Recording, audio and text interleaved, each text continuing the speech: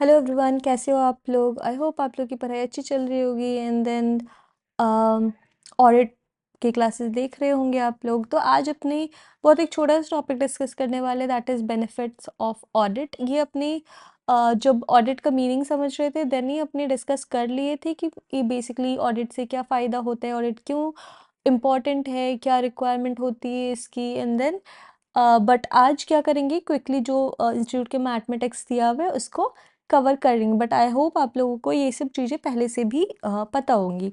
तो first point है जो अपने डिस्कस करे थे कि ये ऑडिटेड अकाउंट्स जो होती है वो बहुत एक कॉन्फिडेंस प्रोवाइड करती है जो स्टेक होल्डर्स होते हैं, थर्ड पार्टी होती है, और आई से यूजर्स जो होते हैं उनको। क्योंकि ये रहता है कि चलो मैनेजमेंट ने जो बनाया है वो चेंजेस कर सकती है एज पर, बिकॉज मैनेजमेंट के हाथ में ही ये रहता है कि फाइनेंशियल स्टेटमेंट बनाता है एंड देन एज पर उनके मोटिव के अकॉर्डिंगली वो कुछ गलत भी इंफॉर्मेशन प्रोवाइड करे। बट अगर ऑडिटर जो होता है वो प्रॉपरली चेक करके एक ओपिनियन देता है कि ये फाइनेंशियल स्टेटमेंट सही है और गलत है, तो उसके जो थर्ड पार्टी जो पूरा एक्सटर्नल जो ऑडिटर होते हैं उसके जो ओपिनियन के बेसिस पे जो यूज़र है उनको एक कॉन्फिडेंस मिलता है कि ये चीज़ें जो सही है और गलत है, एंड वो बेटर रिलाई कर पाते हैं फाइनेंशियल स्टेटमेंट्स में, एंड अकॉर्डिंगली वो जो भी डिसीजन होती है वो ले पाते हैं।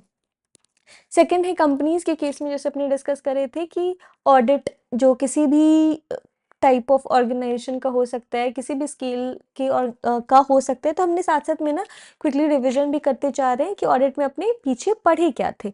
तो उसमें क्या था कि ऑडिट जो हो सकता है कंपनीज का हो सकता है, जो प्रोप्राइटरशिप है उसका हो सकता है, पार्टनरशिप का हो सकता है, चैरिटेबल इंस्टीट्यूशन का होता है, सबका हो सकता है। तो अगर कोई ऑर्गेनाइजेशन कंपनी है, जब अगर प्रोप्राइटरशिप है तो उसमें तो दिख ही रहा है वो it's possible for that proprietor, अगर सिंगल पर्सन है, कि वो डे टू डे एक्टिविटी में क्या चल रहा है वो चीज़ें देख पा रहे। पार्टनर के केस में भी बहुत हद तक होता है कि 3-4 पार्टनर है या फिर लिमिटेड लोग हैं, तो उनके लिए बहुत थोड़ा सा ईजी कंपैरेटिवली हो जाता है कि डे टू डे अफेयर्स पे थोड़ा ध्यान देना क्या चल रही है। But in case of companies अपने को पता होता है कि कंपनीज के केस में जो एक्चुअल ओनर होता है वो होते हैं शेयर होल्डर्स, जो हम आप लोग उसमें इन्वेस्ट किए होते हैं वो अपने ओनर होते हैं। बट इट्स नॉट पॉसिबल, अपने तो बहुत दूर दूर बैठ के शेयर में इन्वेस्ट करते हैं।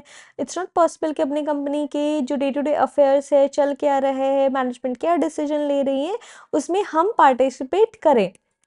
बट इसके लिए ये इम्पॉर्टेंट होता है कि कोई थर्ड पार्टी जो होती है जिसका हम ऑडिटर का बात करेंगे, वो हमारे बिहाफ में, हम जो शेयर होल्डर्स है उसके बिहाफ में चेक करे कंपनीज के फाइनेंशियल स्टेटमेंट्स को और हमें बताए कि फाइनेंशियल स्टेटमेंट जो हमने पैसे लगाए हैं वो सही तरह से यूटिलाइज हो रहा है कि नहीं, हमारे पैसे ऐसे तो नहीं मिसयूज़ हो कर रहे हैं मैनेजमेंट। तो ये सब चीज़ें रेलिवेंट होती हैं, हमने जो पैसे लगाए हैं तो ये हमारे बिहाफ में जो ऑडिटर काम करते हैं, और हमें वो रिपोर्ट, जब आप ऑडिट रिपोर्ट देखेंगे लिस्टेड कंपनीज का, वो ऊपर में लिखा हुआ रहता है टू द शेयर होल्डर्स। तो हम ऑडिटर जो होता है हमारे लिए काम करते हैं और हमें जो हम शेयर होल्डर्स है उनको बताता है कि आपके जो पैसे है वो सही तरह से यूज़ हो रहा है कि नहीं, कंपनीज कुछ मिसस्टेटमेंट और फ्रॉड में इन्वॉल्व नहीं है, और है वॉटेवर जो भी एक्चुअल ओपिनियन होता है on the basis of audit procedure वो ऑडिटर प्रोवाइड करती है। थर्ड है जो अपना point, that is moral check on employees. अगर ऑडिटर नहीं रहेगा तो उसको किसी का डर ही नहीं रहेगा, कुछ गलत करना है कर लेगा। बट अगेन अगेन ये चीज़ का जब रहता है कि मैं ये काम जो कर रहा हूँ, अगर ऑडिटर आएगा, ऑडिट होगा इन चीज़ों का और वो पकड़ा गया ये चीज़, तो ये रिपोर्ट होगा, हमारी जॉब भी जा सकती है, एम्प्लॉय जो रहते हैं। तो ये सब चीज़ का एक डर बना हुआ रहता है। अपने एग्ज़ाम का ही एग्जाम्पल ले लेते हैं कि अगर हमारा एग्ज़ाम होता है तो अपने क्या करते हैं, जब जैसे जैसे पास आने वाला होता है एग्ज़ाम, मार्क्स के डर से अपने पढ़ते हैं, सारी चीज़ें क्विकली कवर करते हैं। बट अगर एग्ज़ाम का डर नहीं रहता तो अपने भी थोड़े से वैसे हो जाते हैं कि ठीक है पढ़ लेंगे, ठीक है टाइम है अपने पास। तो वही मोरल चेक ऑन एम्प्लॉयज़ रहते हैं कि अगर कुछ करने से पहले, कुछ गलत करने से पहले, फ्रॉड करने से पहले वो एक बार ज़रूर सोचता है कि इन सब चीज़ों की ऑडिट हो सकती है, मैं पकड़ा जा सकता हूँ। तो that is again audit is moral check on employees. तो अपने आगे बढ़ते हैं। uh,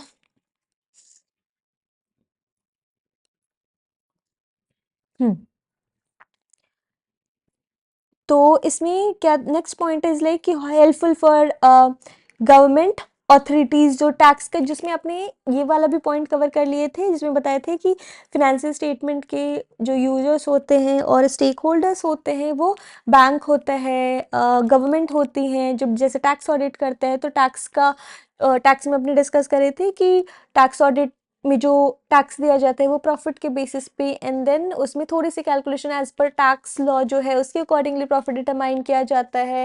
एंड देन उसका जो सीए है, जो ऑडिटर है, वो टैक्स ऑडिट करके कंफर्म करता है कि जो प्रॉफिट और टैक्स जो डिराइव किया हुआ है, जो कंपनी या ऑर्गेनाइजेशन पे कर रही है आपको टैक्स, वो सही है या गलत है। एंड अगर कुछ चेंजेस रहता है तो वो सजेस्ट करती है और करेक्ट और एक्चुअल टैक्स कैलकुलेट करके देती है गवर्नमेंट को। तो ये अगेन गवर्नमेंट के लिए थोड़ा सा इजी रहता है, एंड देन वो रिलाई कर पाती है जो प्रॉफिट और टैक्स प्रोवाइड किया गया है। नेक्स्ट अपने ये भी डिस्कस कर ही लिए हैं कि बैंक और लेंडर्स जो होते हैं वो पहले से अगर लोन दिए हुए फिर भी रहता है कि वो इंटरेस्ट रहेगा कि नहीं, रिकवर कर पाएंगे कि नहीं, प्रिंसिपल टाइम पे रिकवर कर पाएंगे कि नहीं। तो इनको भी जो financial health of the organisation होता है उसको देखना पड़ता है कि लिक्विडिटी कैसी है, कैश है कि नहीं, टाइम पे पैसे आ रहे हैं कि नहीं, मेरा पैसा रिकवर हो जाएगा कि नहीं। ये हुआ कि पहले एग्जिस्टिंग जो लोन दी लेंडर होते हैं उनके लिए, अगर किसी ऑर्गेनाइजेशन को, किसी बैंक को, किसी थर्ड पार्टी को, ऑर्गेनाइजेशन कंपनी को लोन देना है, जिसका ऑडिट हम कर रहे हैं उनको लोन देना है, फिर भी वो पहले से पुराने प्रायर ईयर के फाइनेंशियल स्टेटमेंट चेक करती हैं कि अच्छा लोन देने से पहले कि मैं लोन तो दे दूं, पता तो चले कि इसको रिकवर कर पाऊंगा कि नहीं।